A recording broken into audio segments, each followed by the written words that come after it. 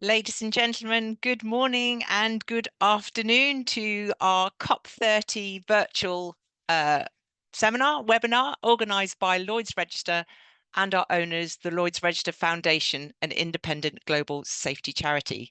My name is Philippa Charlton. I'm the Chief Marketing Officer at Lloyd's Register, and I'm really delighted to join you all online today as we discuss the global seafarer emergency. Now, please note the session is going to be recorded, but there's going to be lots of chance for you to ask questions later. So what brings us here today? Right now, around 140 senior representatives from across the globe are gathering in Belém, Brazil, to find a way to achieve the ambitions of the Paris Agreement, to keep the global average temperature to well below 2 degrees, above pre-industrial levels, and to pursue efforts to limit the temperature increase to 1.5. Now, we all know that this is far easier said than done, and we need a unified, transparent plan that limits climate change and builds resilience, but one that also supports growth and trade. And right now, that seems almost impossible to achieve. But it is possible, and the gathering in Belém shows there's still momentum to make this happen. Now, maritime has a critically important role to play in reducing emissions in support of the Paris Agreement. But as a sector, we're at a crossroads.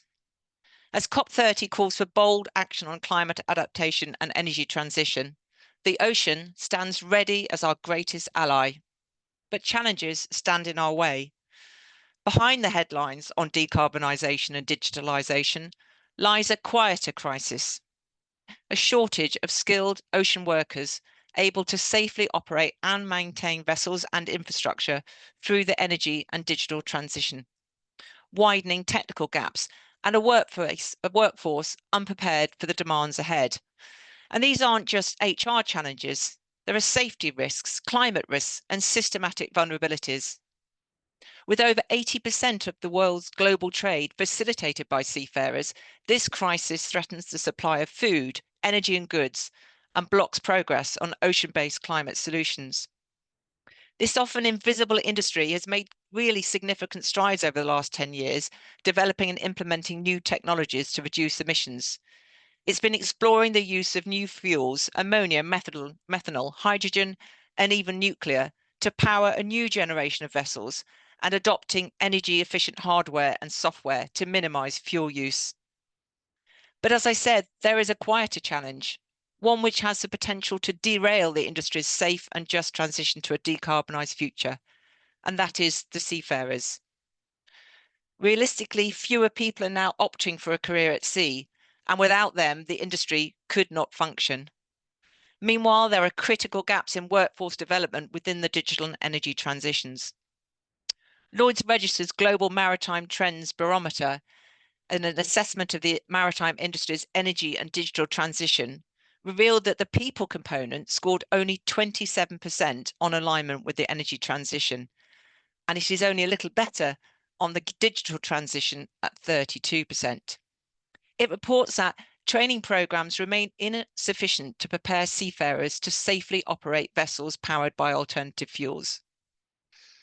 Now, over the next 90 minutes or so, we're going to be putting the seafarer first and considering how can we harness the digital and energy transition to create a safe, happy, and sustainable workforce that will power the industry forward into a future net zero. But really importantly, how can we turn this discussion into action?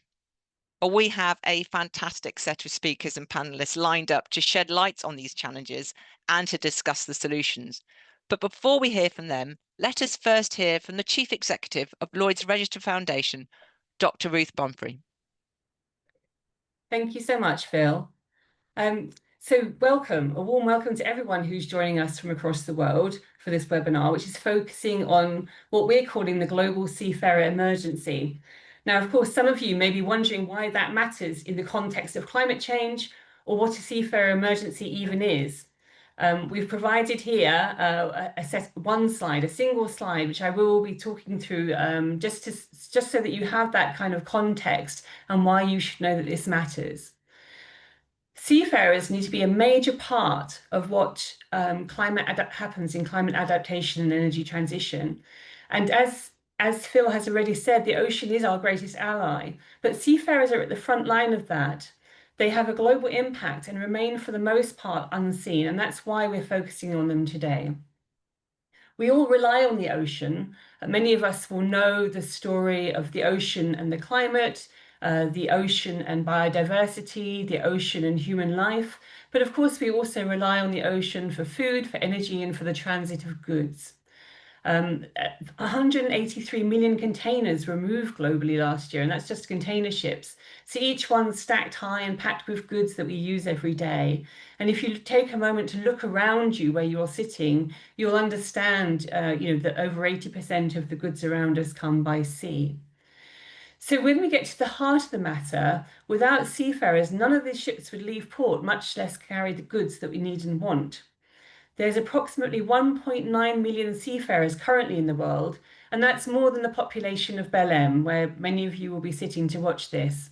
So Belém has a population of 1.5 million, seafarers 1.9 million, and that's just seafarers on large ships.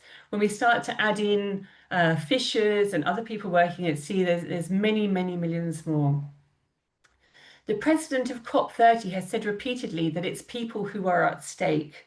We need to have a people-centered transition. And for us in Lloyd's Register Foundation and for our colleagues in Lloyd's Register Group, people are at the heart of what we do. We work to engineer a safer world for all. And so the plight of the seafarers and what's happening at sea is really important to us. So as you can see here, seafaring remains the most dangerous occupation. Between 50 and 100 fatalities per 100,000 workers. Now that's really hard to envisage those sort of numbers, but if you think, my goodness, 50 to 100 fatalities per 100,000 workers, it's a huge amount. And the context of us, for example, in the UK here, the average worker, there's 0.37 fatalities per 100,000 workers. So it's hundreds of times more dangerous to be working at sea. And that's why we're putting seafarers at the heart of everything we do.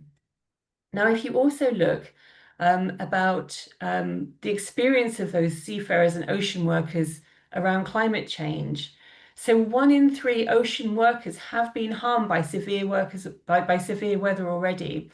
We do something called a world risk poll, where we go around the world and ask people about their experience of harm and their experience of the things that they fear. And we pulled out a subset of data from ocean workers, and we can see that ocean workers are really at the front line of the climate emergency. They're already being harmed much more than anyone else by severe weather. And they also have a deeper appreciation for the severity of climate change, and they worry about climate change much more than the average person. So that's why we should be really thinking about them. Out of the 1.9 million seafarers, there's really different origins of that working population. So 50% of those come from the Asia Pacific region, 33% from Europe, but only 4% from Africa, and shamefully, only 1.3% are women. So again, as we're looking at that future, as we're looking at the transition, the climate transition, the mitigation transition, and then the adaptation transition, we really need to bring a whole different set of people into the workforce. And then we look at additionally what the experience of seafarers are. So 70% of seafarers report crew fatigue, and poor seafarer well-being and mental health arises from many factors that we just can't even begin to comprehend if we're working on land. So the social isolation, demanding working conditions, working all around the clock. There can be threats of violence and harassment, and then little or no shore leave. Of course, in addition to being away from your friends and families for large periods of time and working across different time zones, you can see why this is a very stressful job, let alone having to deal with the changes brought on by climate change. And then finally, when we look at the changes that are needed, 64% of seafarers have had no decarbonisation related training in the past 2 years, our surveys are showing. And that those that had, 27% flagged inadequate training, and 26% cited unfamiliarity with new fuels and the safety concerns arising from new fuels. So we've really got to do a lot better and really prepare this amazing workforce for the future that we want in a world which is changing its fuel sources, but also mitigating and adapting against the worst of climate harm. That's why we've pulled together people from right across the maritime sector to join us on the panel today and to discuss the global seafarer emergency and what can be done about it. And I think the next speaker will be my colleague from Lloyd's Register Group. Thank you. Thank you so much, Ruth. I mean, putting some of the context and data behind what we're going to be talking about later is very profound. So as Ruth quite rightly said, we're just going to hear a word from Nick Brown, the Chief Executive Officer of Lloyd's Register. Hello, I'm Nick Brown, CEO of Lloyd's Register. When I started my career with LR nearly 30 years ago, the dynamic between the ship and its crew was entirely different. And whilst I've never spent huge amounts of time at sea, throughout my career, I've been privileged to catch a glimpse of life aboard and have seen the changing nature of seafaring over the last 3 decades.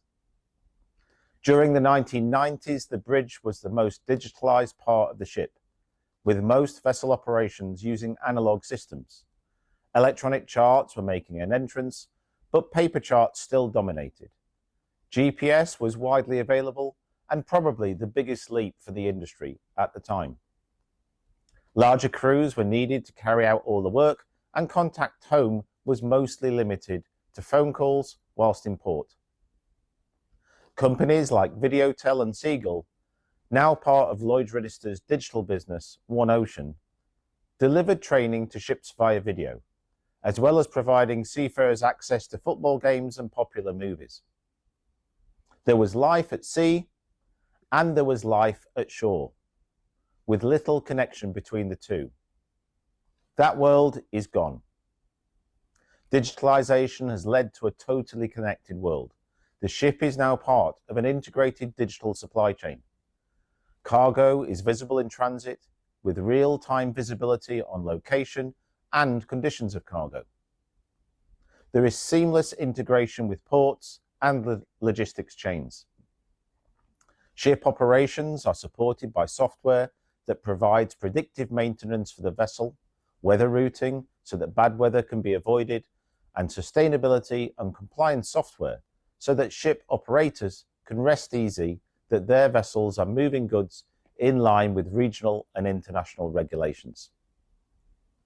Meanwhile, decarbonisation is a huge disruptor and is spurring the digital uptake, as well as the adoption of new low or no carbon fuels with innovative ship technologies.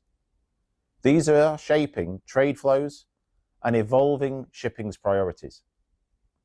Amongst all this change, we must not lose sight of what has always been and continues to be shipping's greatest asset, the people. Like shipping, society is evolving. We must make sure that people at sea remain front and centre of change as the shipping industry and more broadly, society evolves. When young people consider their future career options, they have a different set of criteria than those who entered the workplace 30 years ago or even just 10 years ago. Fewer young people are choosing to enter seafaring and numbers are declining. And for the sake of the global supply chain, the industry must do all it can to reverse this trend. Digitalisation and decarbonisation present a huge demand for new skills. Data from the Maritime Just Transition Task Force reveals that 450,000 seafarers will need additional training by 2030, rising to 800,000 by the mid-2030s. With this in mind, strategies to identify and build talent are essential, and retaining that talent is just as important, particularly in key positions which are difficult to hire, such as deck and engineering officers, electro-technical roles, automation and digital specialists. It is becoming increasingly important for companies to understand what motivates their people and what they value in their job, what rewards they expect, and provide a good employee experience. At Lloyd's Register, we understand these challenges and have created a digital business called One Ocean that supports the recruitment of seafarers, provides training, identifies career development opportunities, and helps companies keep their crew engaged and supported so they stay with them for the long term. As COP30 leaders meet this week to agree on a plan to help limit global warming to 1.5 degrees centigrade, and so it's important that we remember what they are working towards, providing humanity with a sustainable future. The same is true in shipping. The industry must foster a sustainable and supported workforce for the continued enablement and growth of global trade. The future of shipping is not the ships, it's the people. So that's great to hear from our CEO. I know that this is a subject very, very close to his heart. Now, before we get to the panel, it's pretty important that we all pause for a moment and listen to the people at the operational level, the seafarers. So just in one moment, we're going to play a video from the Seafarer Social, who's a maritime consultancy agency dedicated to connecting maritime businesses and organisation with the next generation of seafarers worldwide. I'm Chief McCoy from the Philippines. Decarbonisation is the biggest transformation the shipping industry has faced in decades. It's not just about cleaner fuels or greener ships, it's about preparing the people who make global trade possible, the seafarers. The International Maritime Organization has committed to reaching net zero greenhouse gas emissions by 2050. And to get there, the industry is turning toward alternative fuels such as LNG, methanol, ammonia, and hydrogen. Each of these fuels brings new opportunities and new challenges. LNG reduces CO2 emissions, but it's still a fossil fuel. Methanol is technologically proven, but it's not completely carbon-free. Ammonia produces no carbon emissions, but it is highly toxic and its combustion can lead to the formation of NOx, which has a global warming potential approximately 298 times greater than CO2. Now, hydrogen burns cleanly, but its very low density and calorific value by volume require larger and more complex storage facilities like cryogenic tanks capable of maintaining temperatures of negative 253 degrees Celsius, or high-pressure tanks that allow hydrogen to be compressed up to 700 bar. So while technology is advancing fast, the real question is, are our people ready? This is where the concept of a maritime just transition comes in. It means ensuring that as we move toward decarbonization, no seafarer is left behind, that training, education, and support evolve together with technology so crews can operate, maintain, and respond safely under these new conditions. Because a low-carbon ship is only as safe as the crew that runs it. We need to invest not only in new engines and fuels, but in the skills, competence, and confidence of our seafarers. The just transition is about fairness. It's about creating new pathways for training, certification, and employment, so the workforce can adapt to a greener maritime industry without losing opportunity or safety. The road to net zero will be long, but it's one we must take together, because decarbonization is not just an environmental goal, it's a human one. So let's empower seafarers to lead this transition safely and sustainably. Good day, everyone. I'm Captain Samarth Sinha, a sailing master. As the concern over climate change increases, alternative fuels are the future of shipping. But let me tell you, they demand new skills, sharper awareness, and a mindset shift from every crew member on board. Here on this ship, we have already started using biofuel, and very soon we will see more and more ships running on alternative fuels. We already see several ships running on LNG, but when we are bunkering fuels like hydrogen, ammonia, or methanol, the crew needs specific training. They need to follow strict checks before, during, and after bunkering. Hoses secured, couplings verified, inerting and purging checked, leak tests running, and constant comms with the barge or terminal, plus a tested ESD chain. Now let's talk hazards. Hydrogen ignites easier than you can blink. It disperses fast, so we ventilate, isolate, and lock down hot work zones tight. Ammonia, one word, toxic. Vapor risk is real. That's why you need to drill on detection, know our airflow routes, and every crew member knows their muster role. Methanol burns clean, but its flame is nearly invisible. We need to train to feel the heat, not wait to see it. And yes, we use the right extinguishers. Your sensors, everywhere they should be. Cargo, deck, engine room, bunkering stations, every single alarm you investigate. Confirmed leak, you isolate and evacuate fast. Speed actually takes a whole new meaning here. The PP is no longer optional. For these fuels, it's chemical splash suits, eye and face shields, gloves and boots, and when needed, respirators as per the SOP. And if there's a leak, your first 3 steps: isolate the source, evacuate the zone, muster the crew. Then you escalate. And here's one thing junior crew members often forget: purge check before reconnecting the hoses. Drill these practices till it's muscle memory. This isn't just about the fuel, it's readiness.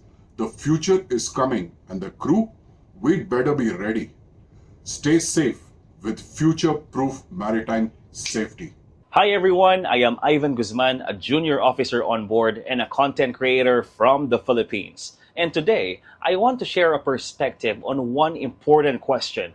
What's one move ship owners can make this year to help seafarers adapt better to decarbonization? We all know that the maritime industry is steering toward a greener future, from alternative fuels like methanol and ammonia to energy-saving technologies. Change is happening really fast. But with every innovation, there is one critical factor we must not overlook: the people on board. The one move ship owners can make this year is to invest in practical, hands-on training for their seafarers right now. Not just e-learning or classroom sessions, but onboard familiarization and real-world simulations that connect theory to practice. For example, if a vessel transitions to low-carbon fuel, the crew should receive a detailed training for fuel handling, safety protocols, and emergency response specific to the fuel type. It's not just about compliance, it's about confidence. A well-trained crew can operate safely, efficiently, and sustainably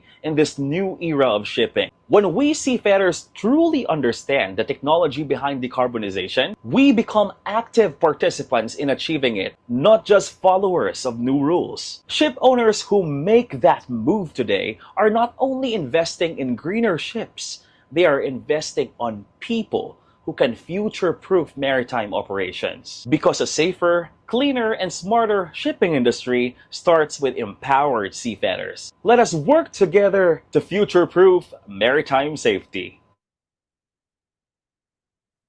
Absolutely fantastic. I hope that's resonating with you all as much as it is with our panelists. So talking of which, I am really honoured and excited to introduce our panelists to you today.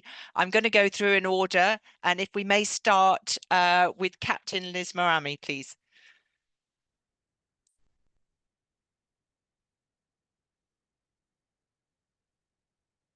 Captain Liz, you're still on mute. We just need to ask you to pop up. There you are.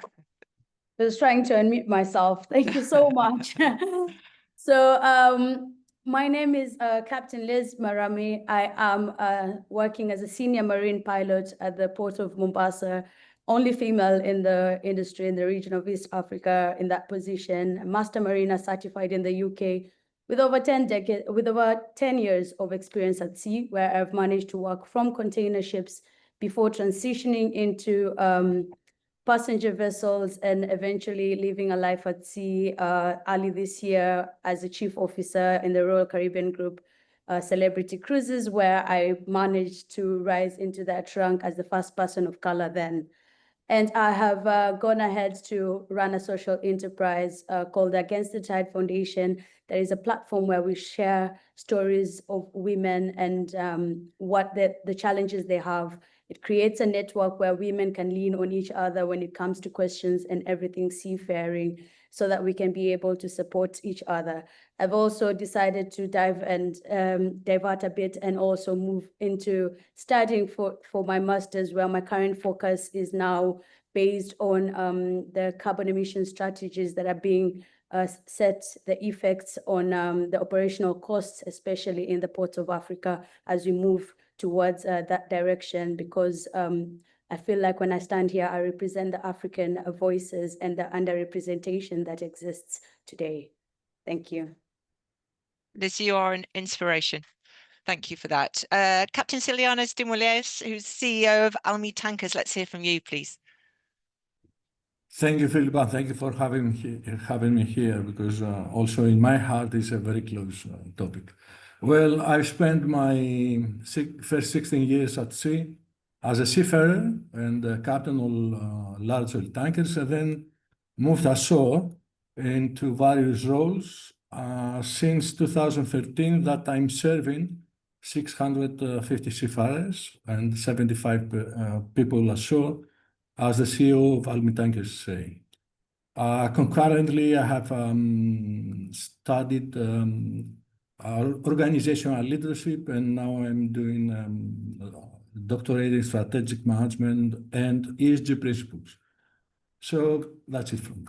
Super. Thank you so much. I'd like to move to Professor Momoko Kitada-san, please. Thank you very much. My name is Momoko Kitada. I'm based in Sweden, the World Maritime University, which was established by the International Maritime Organization. I've been working here for 15 years, and I have a seafaring background, same as Liz, but this, of course, made it all the way through, which is quite amazing.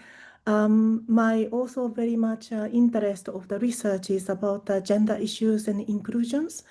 But also I'm having the position of the head of maritime education and training at the World Maritime University, which actually makes me quite busy, because nowadays, because of the climate change and decarbonization, digitalisation all together, we have to really modernize our maritime education training scope and the delivery. So I also have a huge role to play here. And also recently led this, took the part of this Maritime Just Transition Task Force project on the development of the seafarers training framework in decarbonizations. And I was leading this delivery of 2 Train the Trainer program in decarbonizations in WMU and also MTCC Asia in Shanghai this year. So I would like to also share my experience later on with the other panelists. And thank you very much for inviting me for today. Thank you, okay, that's wonderful. And let me hand over to your colleague, Dr. Venice Ojwala. Thank you so much, Philippa, and hello everyone. I am Dr. Renis Auma Ojwala, currently a research associate at the World Maritime University in Sweden. My research interest is on seafarer sustainability, maritime digitalization, and gender equality in both maritime and also ocean science sectors, exploring how we can make working at sea safer, fairer, and more inclusive. I'm currently working with Professor Momoko Kitada and also Professor Jens Uwe on deep dive project that is funded by the Lloyd's Register Foundation. And we examine the human component of maritime sustainability, from the welfare and skills to digital transformation. I'm honored to be here today, and I'm very much looking forward to the discussions. Thank you. Thank you so much, and we're honoured to have you. Dr. Tim Slingsby from Lloyd's Register Foundation. Thank you very much. It's a great honour to be here. So yes, I am Dr. Tim Slingsby. I'm Director of Skills and Education at Lloyd's Register Foundation. And of course, Ruth's already provided a really good overview of what the Foundation's here to do, which is to engineer a safer world. And one of our key focus areas is to make sure that there is a safer maritime system. And we hope through that that the growing ocean economy is an exemplar of a safe and just transition meeting society's needs for the future. And some of our key interests include, most importantly, I think, working with in-country end users and end user beneficiaries to make sure that those affected most by safety issues have the strongest say in identifying what they are and developing solutions towards making them safer. And then underneath that overarching banner, we're funding programs in maritime decarbonisation, maritime just transition, safe adoption of new technologies, safety leadership, and so on and so forth, all of which require us to put seafarers at the heart of this transition. Thank you, Phil. Wonderful. Thank you, Tim. And finally, Natasha Kuvatari, who's joining us live from India today, a truly global audience. It is indeed. Hello, everyone. I'm thrilled to join you at this panel. I'm Natasha Kuvartari. I'm joining as a senior lead for human competency at the Lloyd's Register Maritime Decarbonisation Hub, which is a joint initiative between the Lloyd's Register Foundation and the Lloyd's Register Group. At the Decarb Hub, our mission is simple yet ambitious to help shape a safe, sustainable, but human-centered, above all, transition for everyone for zero carbon shipping. My work focuses on the people at the heart of this transformation for alternative fuels and digital transformation, the seafarers and the maritime professionals who will make and will propel this energy transition. I'm proud to represent the Decarb Hub today with you and have represented at the Maritime Just Transition Task Force, leading work to create baseline training frameworks for seafarers in decarbonization, the first cross-sectoral initiative to prepare the maritime workforce for the challenges and opportunities ahead.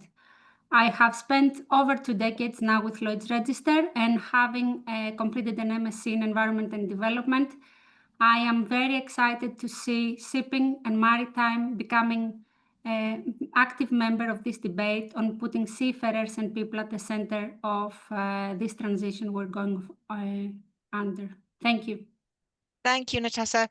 So, colleagues and panelists, we will kick off. We've talked about the global seafarer emergency. So the question I ask you is, do we believe there is an emergency? And I'm going to start, if I may, with you, Liz. Thank you so much. Absolutely. I think the phrase global emergency is really not an exaggeration, but an accuracy of what it is today, because and it's not faced on just on the operational side, but also on the human one. If we dissect it in 2 ways, the first one is we are seeing that the crew, it's shrinking, the workforce is shrinking, yet 80% of trade comes by sea. And this is increasing commercial pressures. And as commercial pressures increase, we see limited times in terms of shore leaves, whereby this is where the crew are able to go ashore and at least have a break from the day-to-day normal life. And then we also see limited rest hours. And so people are, the human factor of it is you're seeing seafarers at the end of their long contracts looking like they're just operating on survival mode. And so most of them are trying to transition shoreside and leave this industry that is actually being described as an isolation industry today when we talk about it. And even when we give them internet, it's now becoming a debate where is internet doing more good than harm, yet that is the little thing that they can hang on to continue as they wait for their contracts to end. And then we look on the other end of it, whereby we have Africa, which, as the statistics have shown, only form 4%. And this is the youngest generation. This is the generation that is able to come forth and it's training, but then there's a bottleneck where they're not getting opportunities on board ships. And so when we say it's an emergency, we see that we are losing both the human strength that sustains global trade and the next generation of talent that could redefine it, which is why we need to address it today, to address the welfare, fair access to training, and the decarbonization, the digital future. If we are building, we will otherwise, if we don't address it, we will rest on an exhausted and unequal foundation that we are leading forward to. Thank you. Thank you. You raised a number of really good points, and some of which we're going to come back to in the discussion. So, Liana, I think you were nodding along there. I suspect you agree with some of those comments. What's your perspective? Are we right to use the word a seafarer emergency?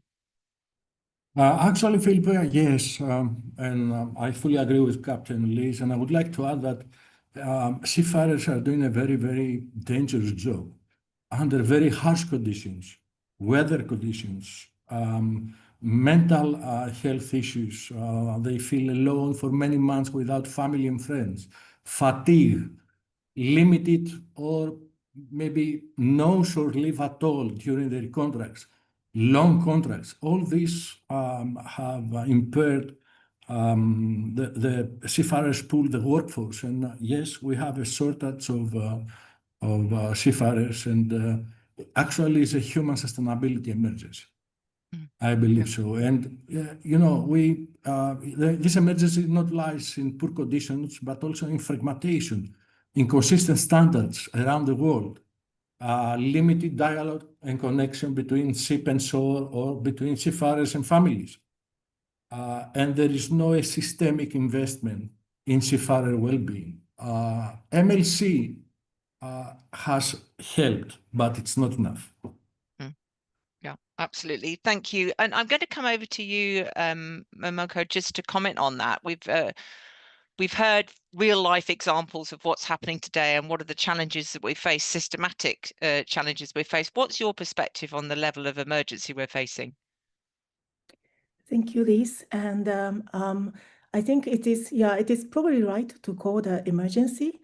And I also noticed that from this webinar, really highlighting the consequence of this climate change. And actually, we don't talk so much about that the seafarers as a potential victims of this climate change. I mean, the conditions are not only on board, but as also the two captains are highlighted, the weather conditions and climate conditions, and also the how to control the ships are extremely different from the past.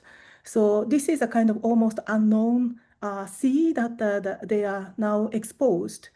Having said that, I also want to highlight from my perspective of the educators that it is very sad to see all these statistics that are also shown at the beginning of this webinar, that welfare statistics are declining significantly, and there is very little sign of improvement. And this is, you know, this is a serious issue. And also we have to remind ourselves that we are now in the 21st century. So, but there is a huge modernization gap, that the working conditions at sea are far behind what we expect a modern workplace where the decent work should be promised. And the WMO report uncovered how seafarers work in one of the worst conditions in the modern times: long working hours, isolation, limited leaves, or almost none sometimes, and bullying and harassment. So, and yes, as the captain highlighted just now, the MLC and also the IMO also now have some alignment of their conventions and regulations to work together jointly about these bullying and harassment issues. For example, using the same terminology as the violence and harassment, including sexual harassment, bullying, and sexual assault, in line with the ILO Convention 190. And this is actually a good start, but then we definitely need to be more increasing awareness and also make sure that the seafarers understand their rights and also their it is actually their concerns about their occupational health and safety, that they should be also given more voices to advocate their own sort of importance that they play in this industry. Thank you. So I just want to come to you. I'm not going to ask you exactly the same question, but it's related. I'm imagining that a number of people listening to this call may be shocked to hear some of the challenges our modern seafarers are facing today, and the reports like the one that you talked about, Momoko, about with the foundation on bringing to life some of these challenges. What do we then do about it, Ren? Is it now we know more than we've done in the past in terms of the reality of the challenges facing seafarers today? Okay. Sorry, it's Venice. Sorry. Yes, Venice. Yes, just Venice.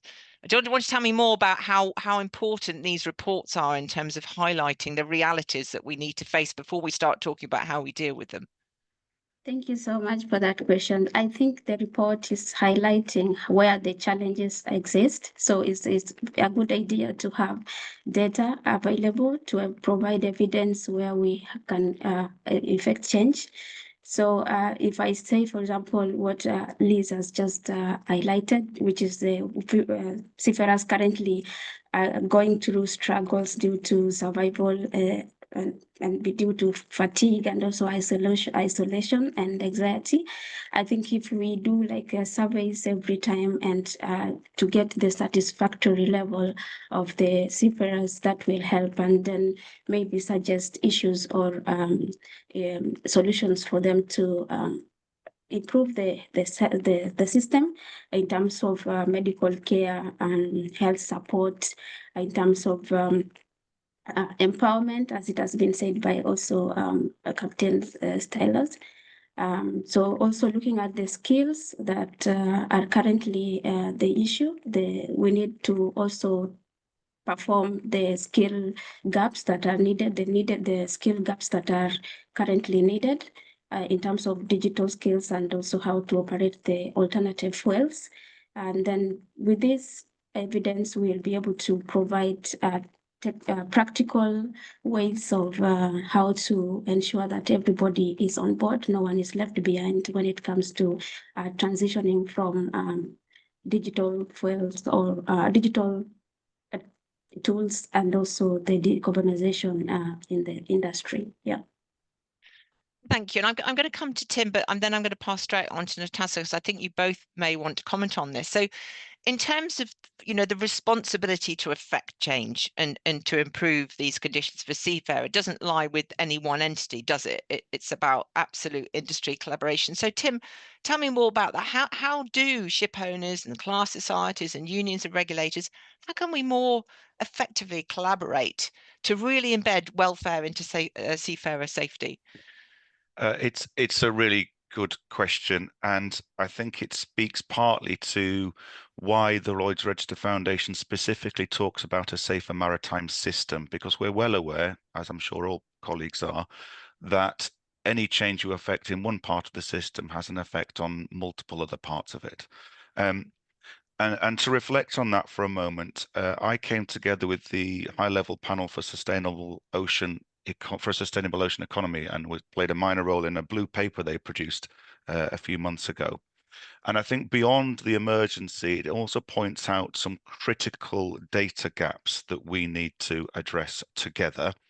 There is a major mismatch between current capability and the skills required by emerging sectors, and we're talking about renewables and digital, of course. And there's also, we mustn't lose sight of the fact that we've already got seafarers out there working in a very dangerous industry. And Ruth highlighted some of it to a certain extent already. But another example we've got is that we know through the Lloyd's Register Foundation World Risk Poll that 23%, that's nearly a quarter of the workforce, 23% of the world's fisher folk had an accident at work, were harmed at work in the last 2 years. Now, that's nearly a quarter of a workforce. A quarter of anybody's workforce having an accident at work is an emergency. So let's not lose sight of the current challenge before we move on to addressing what we need as we transition to all of these new fuels as well. And of course, safer maritime system, absolutely important to have that systemic overview. We're talking at the foundation about a program, an approach that we're calling Maritime Connected, and we're offering some funding through that approach as well. And the aim is to connect parts of the maritime system that don't ordinarily talk to each other potentially, to look at current and future safety issues. But I don't want to leave everybody with the impression that nothing's happening already. So Natasha, I'm sure, will speak with a great deal more authority about our work within the Maritime Just Transition Task Force. But to highlight, that was something that started at COP26, but it was the International Maritime Organization, the International Chamber of Shipping, the Union ITF, it was the International Labour Organization, the United Nations Global Compact, all coming together and saying people need to be at the center of this transition. And I won't steal Natasha's thunder by saying what we've done in that space, but it is already affecting very positive change. Fantastic, Tim. Natasha, let's hear from you. You're on mute. I have to say that at least 3 times during this webinar. That's 2. Okay, so do you want me to talk about maritime safety? Because Tim had a very nice insight there shared. Or I think that would be lovely. Summarize on what the other panelists have said on the global I think seafarer. just talk about maritime. I think just follow on that maritime safety one, if you may briefly, that would be great. Okay, great. So maritime safety in a decarbonizing world still means preventing collisions and fires. We all know that. But as Tim mentioned, the risk landscape is evolving fast, changing fast. We are moving from one fuel type to many, like ammonia, methanol, hydrogen, biofuels. So crews face different hazards there and therefore different competency needs. They have different competency needs, and for ammonia in particular, if we take ammonia as an example, we have been having research work with the Maersk Mc-Kinney Møller Center recently at the hub, and we have made it quite plain. We need competencies around toxicity management, leak detection, monitoring, ventilation, materials compatibility, bunkering procedures, so emergency response, appropriate PPE, personal protective equipment, plus operational familiarity with new control automation systems. All of these pose a complexity that seafarers are not prepared to deal with, and that's not optional. It's the new baseline for safe operations. So we have put some context around that to see how much challenging is it for seafarers. So zooming out, the Maritime Just Transition Task Force is the first cross-sectoral initiative that has been put together, as Tim mentioned, by the funding of Lloyd's Register Foundation, led by the International Maritime Organization, and brought together stakeholders from all across the value chain, and I need to highlight this. So International Chamber of Shipping, International Transport Federation, so the unions, representatives, stakeholders from all across the industry, engine makers, OEMs, ship owners, seafarers themselves, and they have collectively mapped out the competencies and the skill sets that are required to equip our maritime workforce, our seafarers in particular, with the new skill sets. So moving a bit further, touching upon digitalization, we do recognize that we do need digital literacy. We have made it evident that we need awareness, familiarization on type-specific proficiency, aligning those with the STCW convention that is currently in revision. So maritime safety is all about soft skills as well. We have several times talked about communication, safety leadership, risk assessment. An example being that when you have crews that when alarms sound, decision-making under uncertainty can really pose a higher risk. We are seeing international bodies, regional bodies like the European Union taking initiatives in this respect, all towards the same direction. How do we make our seafarers feel more confident, more safe, and to deal with these new fuels? Thank you. Fabulous. Thank you. I'm going to go to Celiano now for a moment, because it really struck me when you talked about your life at sea. You've been at sea, you're now running and operating a business, but you as an organization, Almi Tankers, have done some great initiatives like total crew welfare, really recognizing supporting not just those at sea, but also their homes and their families. But that's not the same for all owners and operators. So what do you see as the systematic challenges that need to be addressed, and what can we learn from the kind of things that you've done? Thank you, Philippa. Before I continue, I would like just to note another huge danger that we didn't mention, which is the actual dangers that seafarers have due to geopolitical tensions and wars around the globe. And What the systemic challenges. Okay, I heard teams team said a lot of organizations try to help seafarers and making research. And my humble proposal is that please do include our seafarers in these initiatives. We see a lot of organizations to do a lot of things without including seafarers. So systemic challenges. Captain Liz is the first female marine pilot. Is there a second, third, fourth, fifth? I don't know. So this is a systemic challenge. We have to embed welfare, well-being, everything in our management systems. We will not treat them as initiative or as a CSR. We have to bring it in our system, in our management system, so we make it day-to-day business. And this is what we did in Almi Tankers. We found structural frameworks like investing in people in UK, and we invest in well-being again in UK. We created a strategy since many years ago, and now we are being audited and assessed.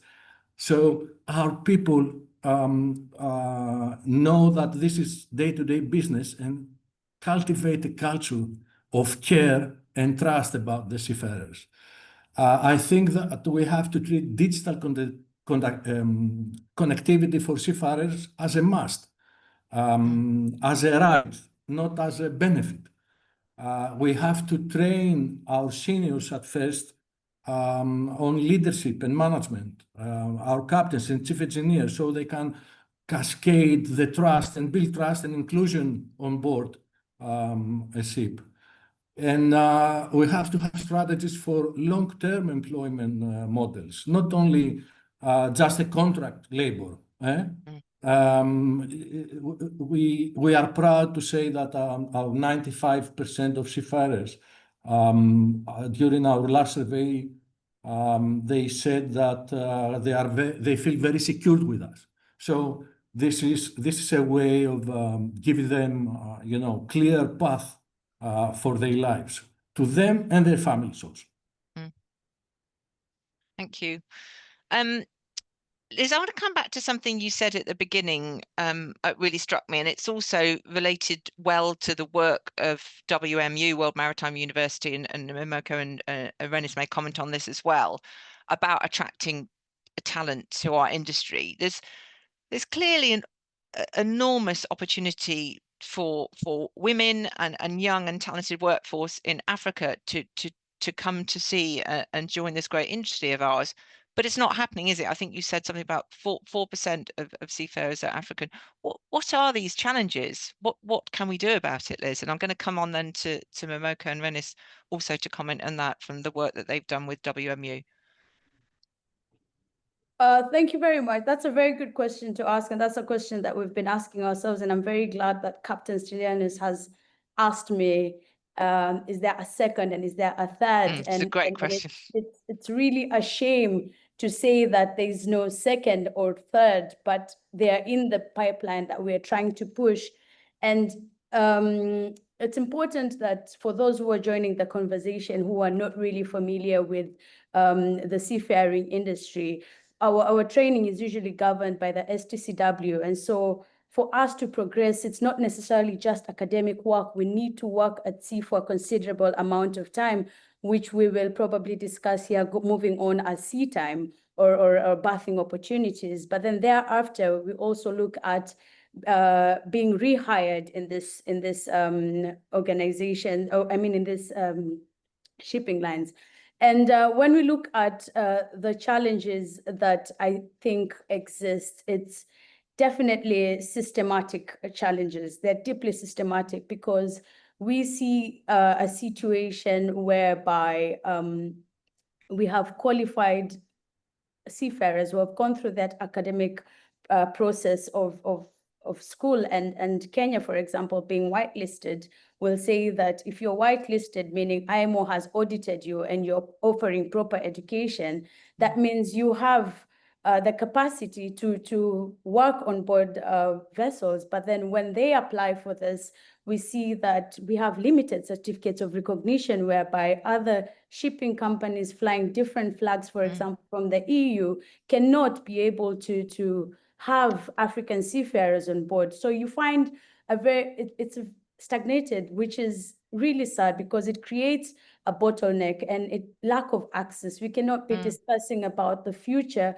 when here lies in people who you see. I have seen cadets who went to school in 2014 and they're not able to get placement on board ships, which is very sad, because this is the talent we need to be tapping in. And so we need to create this access. And sometimes when people ask me what is it that describes me, and I usually like to say resilience, but that should not be it. And the reason I say that is because I've been Kenyan, I am Kenyan, and I have stood as a Kenyan. I am a seafarer, then Kenyan, and also a woman. So I faced both sides of that stereotypic bias, and it exists to date. Even with the qualifications that I have to date, you best believe I still have a hard time trying to get a job, which I tried, to see if things have changed, and I have massive experience, but still the stereotype exists that from Africa and a woman. So these challenges are deeply systematic, but also allow me to say that they are human, especially when it comes to women. Because you find companies are shying away from hiring women because they say after a long period of time, they're just going to want to go home and raise a family. So if we see already that's the problem, why can we not change it and to enable the industry to encompass and allow women? And I think we really need to have that conversation and move forward as an industry, being more proactive than the reactive industry that we are known to be. And I think this is a very good platform that we are at today. Absolutely. And I'm really hoping some of the comments that you've made will generate some questions. Those on the call, don't forget, we will be moving to Q&A. So please get your questions ready. Liz, that was fantastic. So I think, let me go now to Momoko and Renis, because I want to come back to some of the comments that you've made and talk about, if I can, something quite the practical aspect of this.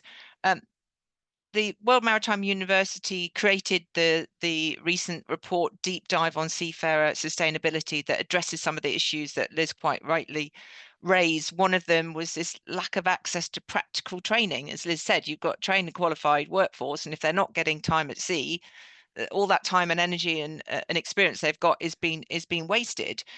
So how can the industry create more, and I'm going to say equitable access to training in seafarers, especially from seafarers in underrepresented regions such as Africa or Southeast Asia, and indeed women? Momoko, can we start with you, please? Okay, thank you, Liz. Sorry, Liz and also Philippa for these questions. I'm just going between the two Kenyan ladies. I think our report really highlighted the systematic challenge which is also highlighted, but it's also quite powerful to hear from the Captain Liz about her experience, having extensive experience that she's still struggling to get some of the employment or continuity. So it doesn't sound so sustainable. And the access to the training berths is a global challenge, to be honest. But then there is definitely some regional or the gaps. And as you highlighted, that it is more significant in the developing countries and those regions like Africa and some other parts of the world. I think also I would like to suggest that how industry and the shipping companies can support in this respect, because I think it's not just the matter of the maritime administration or countries or MET institutions that can do something to be able to address this challenge. I think that we really need to find a solution, and this solution would be probably something more technological or digital solution in this time of that we speak. Simulators is one of those very promising alternative for the effective training. Of course, the STCW has not yet to really talked about this can be a true alternative. But then I still believe that the simulator training is quite effective from also the number of research showing that. Today, also VR technology is becoming quite advancing. And I've also seen that some of the countries like Singapore developed a quite advanced simulator training and assessment tools, which is also including the recent alternative fuel training. And that is definitely a future for supporting the seafarers in the modern education and also to get the necessary training. But I would also pass over to Renis, who probably can share more different insights. Thank you. Thank you so much, Professor Momoko, and thank you so much, Liz, for sharing your experience. So there's truly a mismatch between women and pipeline, the job employment, for example, as you said. In our report, we noticed that African MATs that we studied, the MAT, the Maritime Education and Training institutions that we studied, women made up about 23% of the enrollment, yet African seafarers are still at 4%. And also looking at the enrollment of, in general, from 2015 to 2024, we noticed that the enrollment and graduation pace were not the same. So the graduation rates were lower, and due to the barrier that we have identified as the limited access to sea time placement. So as Momoko has said, we need different approaches to ensure that there's equal access to sea time placement. According to me, is strengthening maritime capacity, maritime education and training capacities, and also ensuring the alignment with the industry needs. Professor Momoko has said already, having simulators, updating the curriculum, and also making sure that you have a stronger instructor capacity, because you can have those simulators or equipment in place, but the instructors, if they're not capable of operating or teaching these students, then it's a waste. So another thing is having regional hubs that can create, you can have like sharing resources in case each institution cannot be able to afford, then we can like create a regional hub where they can share resources, like the simulators use virtual or remote learning to bridge as a bridging tool between the cadets, the baseline, where they can still gain their experience as they wait to go to the sea. Also, maybe, I don't know whether this is also important or maybe can be considered, is having flexible modular sea time placement that is having shorter and rotational placements, where you can take few at a shorter time and then make sure that everybody has the same time. Because currently, when I had some conversation with the African MAT directors, they were also complaining that yes, they have currently some partnership with international shipping companies, but then they can only offer maybe 2 chances for 2 students, and the enrollment is high at the moment. So we need more shipping companies and also operators to maybe commit that, to guaranteed cadet berths, just starting small and maybe scaling up to something bigger. So as to maybe, make sure that everyone has a chance to have the experience needed for them to graduate and also work on board. Thank you. Yeah, I mean, that's certainly seems a logical, practical solution. So thank you for that. But I'm going to just stick to this really important topic, because I want to hear from Tim, because I know that the Lloyd's Register Foundation are doing something, looking at a project for addressing this key issue that our panelists are talking about of seafarer sea time for female seafarers, particularly, or from those from Africa qualified cadets not getting this time at sea. Can you tell us anything that the foundation are doing in this respect? Yeah, I can go into it. A little bit, Phil, with pleasure. And of course, we're far removed from, sitting in an office in London, we're far removed from the nature of the problem. So it's really important that we hear from Liz and others who are faced with this issue every day. I think I'd also highlight that the training issues are sort of exacerbated by a lack of diversity and leadership within maritime as well. I made the point in a discussion the other day that maritime by its very nature is diverse. It's a global workforce, and therefore there's people from many walks of life working at sea.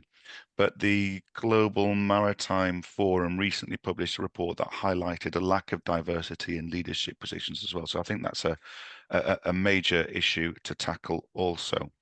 But then regards providing sea time, particularly to female cadets in Africa, we have done a small piece of work with one company whereby cadets from Kenya were provided with their sea time required for certification. And we are now trying to establish a way in which we can more effectively work with maritime education and training institutes throughout Africa, potentially in partnership with the World Maritime University and with other consortiums in East Africa, for example, through the Abuja MOU, or Western Central Africa through MOCA, whereby we can identify ways in which more companies can sign up to providing the numbers of berths required. Because with the best will in the world, the foundation's a relatively small organization compared with the size of the challenge we have in front of us. So what we hope we can do is set the standard for how this could be done, and then encourage others to jump into this space as well. Yeah, absolutely. Thank you. I want to go to sort of quite a practical question, and remarkably, we're running out of time. We have so many questions, we're just not going to get to them. But I hope those who've joined our webinar are enjoying this critical debate. I want to come back to talent, attracting talent and keeping talent. We're competing, aren't we, with so many different industries as young people think about where they're going to work, what they want to do with their career. And learning in our career never stops, should never stop. So starting with Stiliano, how do we foster talent then in the workplace? How do we encourage people to want to come and join this industry of ours for all its wonderful contribution it makes to global society and global trade, and indeed the challenges it faces? So what can we do to attract that talent, to keep that talent? Is there anything you can share with us? Well, yeah, actually there are a lot of what we can do. I mean, if we create a safe and harmonious working environment and welcome our new recruits, giving them clear path for their career, and give them long-term path, long-term training and development, and by committed as a company to follow this obligation that we have, I think we will have good results. For example, we have invested a lot of sponsoring a lot of maritime cadets since many years ago in various countries, in universities and nautical academies. And we have, even in Africa, in Ethiopia, we took mechanical engineers, political mechanical engineers from the National Technical University, and we trained them to maritime schools. And now we have, after 10 years, we have senior officers from Ethiopia, not only from other countries. And I just mentioned Africa because this was a topic before. So we need to provide security. We need to provide career progression roadmaps, continuous learning, family support and welfare for our seafarers. And but always, as I said before, in a structured way, so they see our commitment. Words are easy, but the actions matter, So true. And I think, Natasha, I'm sure this would be a good point to come to you, wouldn't it? Because I know that the decarbonisation hub, of which you're a part of, has worked and researched how do you foster this happy, healthy and skilled crew? Because it's not, I think you've already mentioned, it's not just about the hard skills that they're being given. It's also the soft skills. And we've literally just got a few minutes. So I'd love to hear your comment there, please. Thank you, Phil. So I'll try to keep it simple and straightforward and summarize it. So at the Decarbonisation Hub, we have placed a lot of focus on by our human safety and risk work that we have embarked on. So as you said, it's not only about the hard skills, it's about digital literacy, it's about soft skills, communication. Competencies are one thing.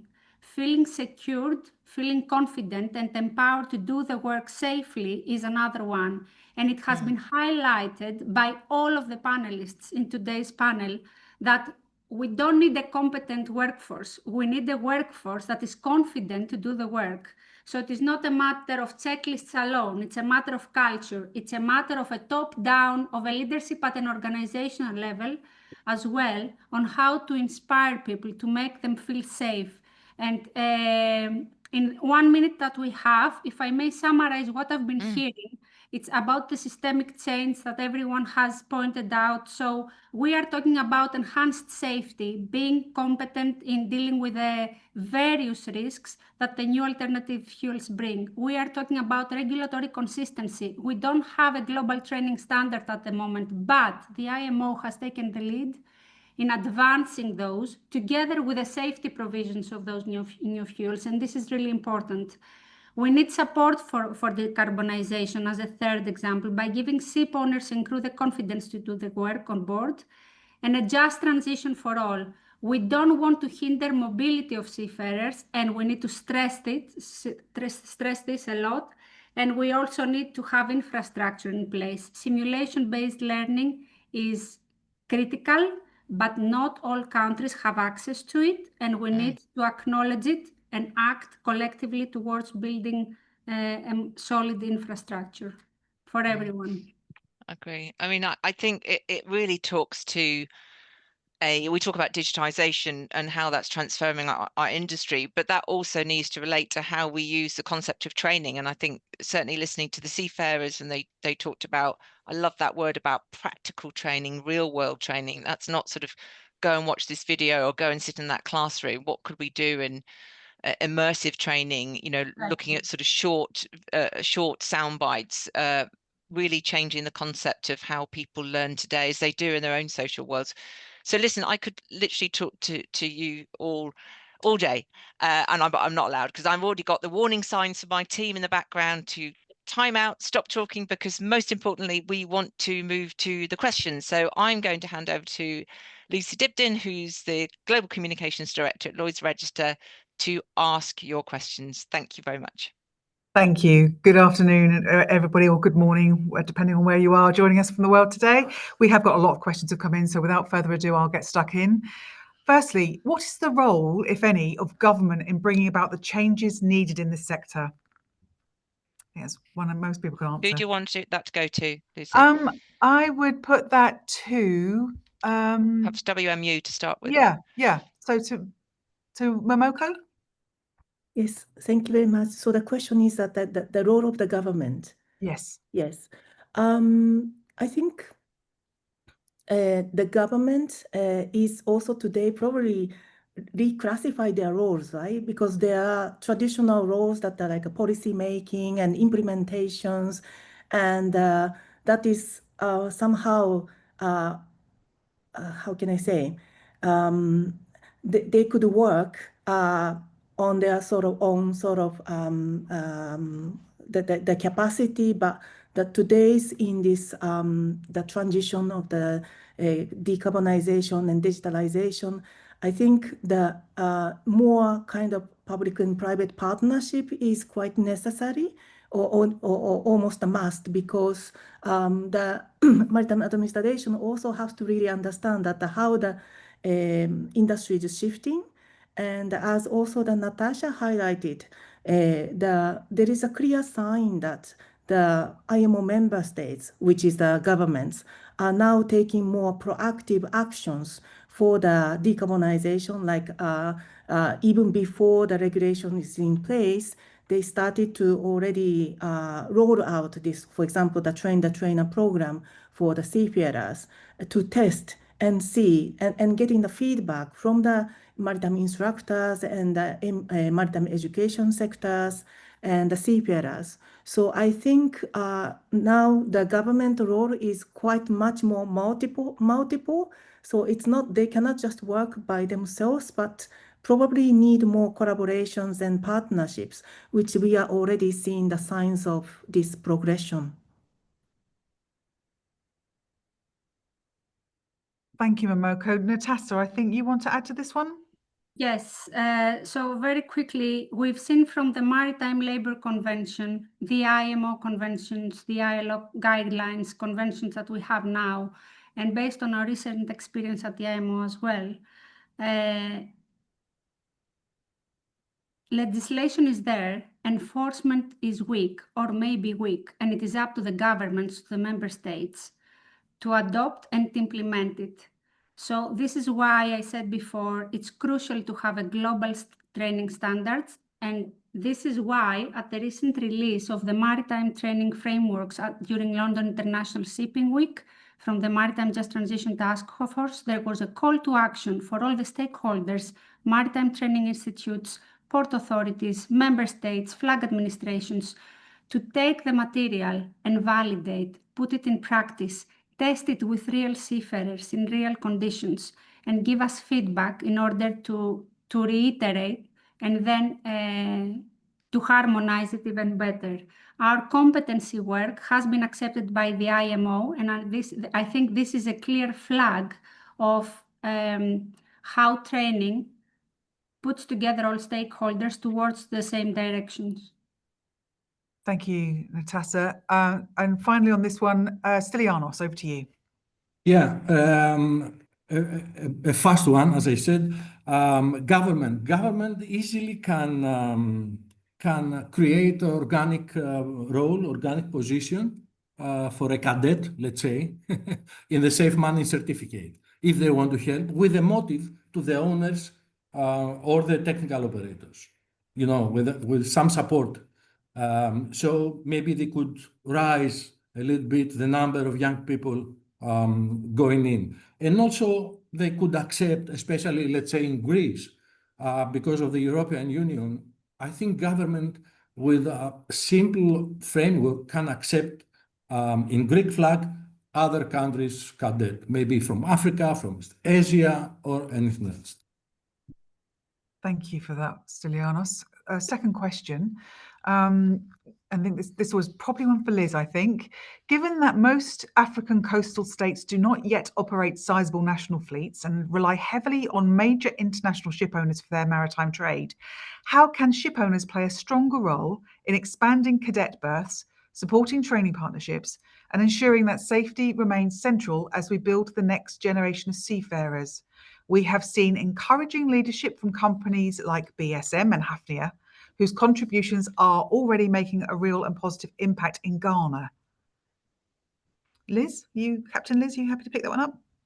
Yes, happy to pick that one up. And so I think this, first and foremost, this also ties to the first question on how governments can help, because that's where it starts, because it starts with what is creating that gap is certificates of recognition between governments.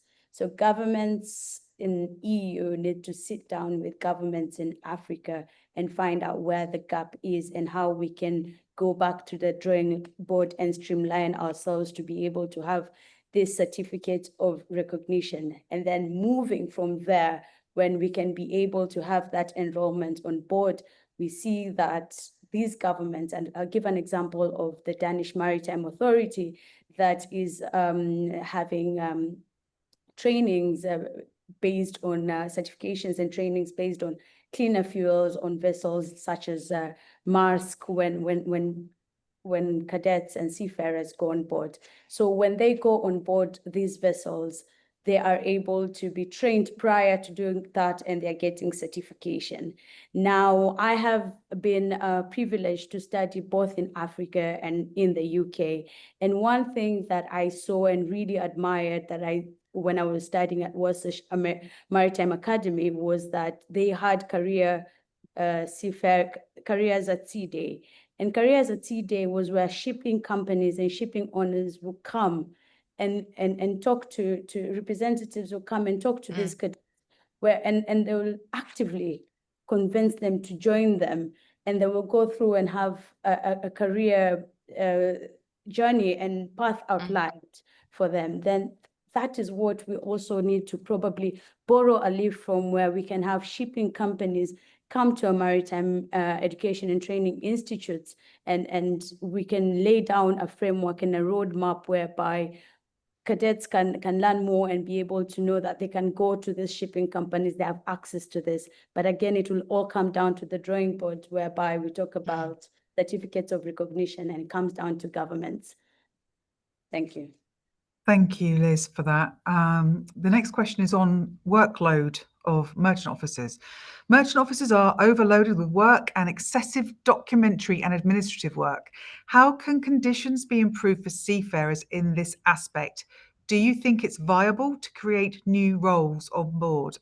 Tim, do you want to kick us off on this one? Thank you for giving me an easy one to kick off with. I thought you might like that one. do I think it's viable to create new roles on board? I think, first of all, we have to recognize that there is already more training demand being put on the roles that currently exist. So we've talked about the need to train people in alternative fuels. We've talked about the need to train people in the digital transition. We haven't even mentioned the advent of autonomous ships and autonomous systems yet. So folks are having to be trained in all of those things, plus the added pressure for them to be better trained in sustainability issues, cybersecurity, leadership, and of course, well-being. And let's not forget that at the same time, as Ruth highlighted in her opening remarks, we are getting strong and consistent evidence that the biggest safety issues for crews is fatigue. So how on earth do we find more time for people to train and be trained more effectively? I think that's the bigger issue, rather than whether or not the solution is more roles. So I've not quite answered the question, rather than opened up another issue, but I think time to train and the way that people are being trained is more important than creating new roles. And whether that's through digital training, micro-learning credentials, I don't know, but let's find out. Let's test it and find out. Yeah, absolutely. Thank you. Oh, can I ask one of our seafarers who's on the panel today to provide their insight on that one? Are crews getting smaller? I think Captain Dimouleas also would like. Yes, Stylianos, are you there? Yeah. I would like. When you say you're getting smaller, you mean? Crew size, yeah. Crew size is getting smaller. Yes, for sure. We have this problem nowadays, and I would like to just to add what Tim was saying, that actually, is it viable? Yes, maybe it is. We as a tanker company, that we need to be competitive. We are not. We are here to making money also. We are soon going to introduce a new role on board, additional crew. Safety assurance officer. So this is an additional investment of the owner in that term. So what I mean, it's not a cost. The cost, we are going to pay it on turnover or incidents or anything, bad performance or anything else.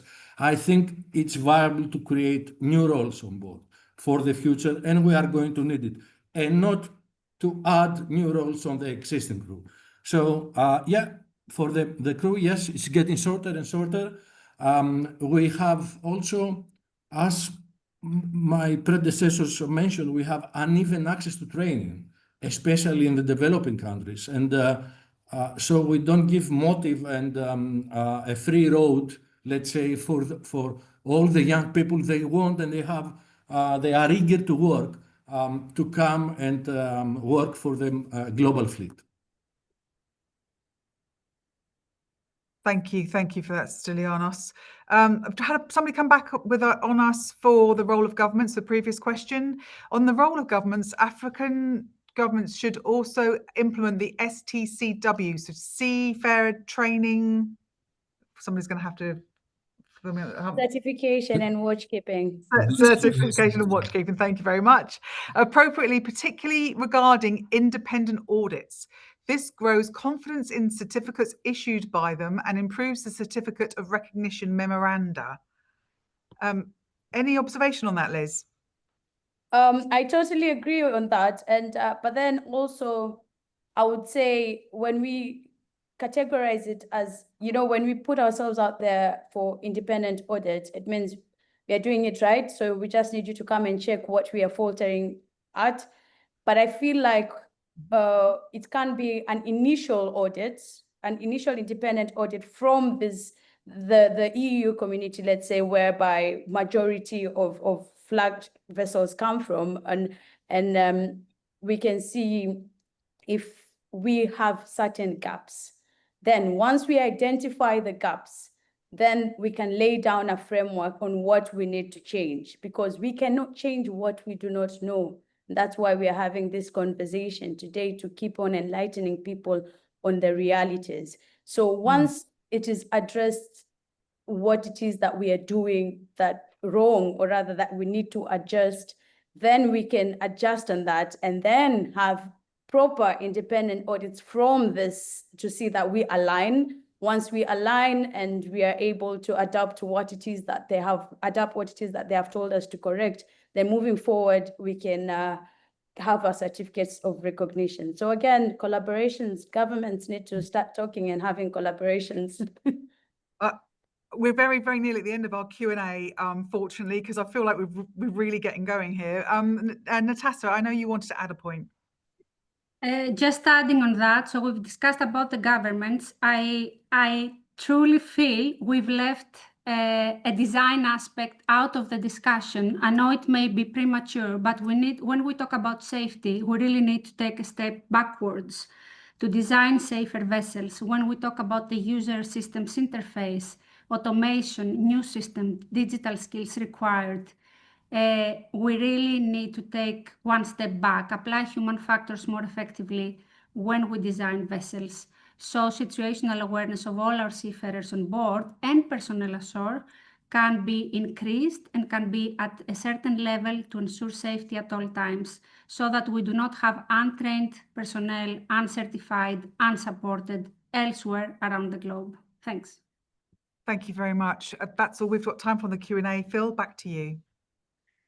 Listen, I think it just shows how important this conversation is, that we've run out of time, but this is not a conversation that begins and ends today. I just want to say a huge thank you to my amazing panelists, and indeed to all of you who've taken time out of your busy days to listen to today's debate. Thinking back at the beginning, when Ruth talked about the sentiment of the president of COP30, this really is about people. It's people are at stake, but we've kind of got two emergencies, haven't we? We've got what's happening right now, what's happening with life at sea, making sure we retain talent, making sure we attract talent, and then we've got the potential emergency that we face when we think about the skills and training needed for a decarbonised future. But the people on this panel and the organisations that you represent are the ones that are collaborating together to help make these changes, whether it's the academic, significantly important research from WMU and of course Lloyd's Register Foundation and the Decarbonisation Hub, to Almi Tankers and Captain Dimolaris and the work you're doing, and Captain Liz, I think everyone will agree, an inspiration to listen to today, and I'm most grateful to you all. We've got to work together.